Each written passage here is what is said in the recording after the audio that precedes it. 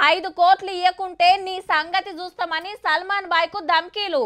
అమితాబ్ బచ్చన్ ఇంటికి ఫోన్ చేసి వార్నింగులు. అక్షయ్ కుమార్, కంగనా రనౌత్, దీపికా పదుకోనెకు ఎన్నో మాటల బెదిరింపులు చూసినాం. ఎంబటే వాళ్ళకు సెక్యూరిటీ పెంచుతారు, ఇంటి ముంగట పోలీస్ బందోబస్తు పెడతారు.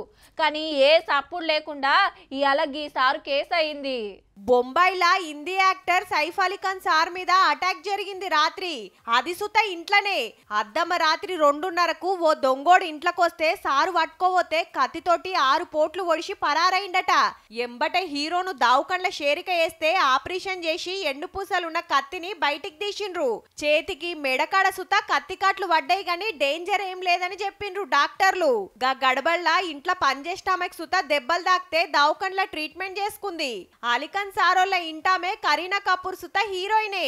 ముచ్చట తెలిసి సినిమాలంతా దావుకనకొచ్చి చూసిపోయినరు. తోపు హీరో మీద అటాక్ జరిగే వరకు స్పెషల్ పోలీసులు వచ్చి ఎంక్వైరీ చేస్తుర్రిగా. బొంబాయి అంతా పునుకులాడినరు. ఒకడు దొరికిండని పాచారం అయితే జరుగుతుంది. కానీ సారోళ్ళ ఖాందాన్ చాలా పెద్దది. నవాబుల ఫ్యామిలీ. 1200 కోట్లకు మీద ఆస్తుంటది. అందాల ప్యాలెస్లు, బంగ్లాలు బొచ్చెడు. పడవసొంటి కార్లు, ఖరీదైన వాచీలు. గింత పెద్దింట్లకు దొంగోడు జొరుతంటే సెక్యూరిటీలు చూడకుండొచ్చురా? సీక్రెట్ కెమెరాలు కండ్లు మూసుకోవచ్చునా? సీదా సారుండే అర్రలకే ఎట్లా పోవచ్చు?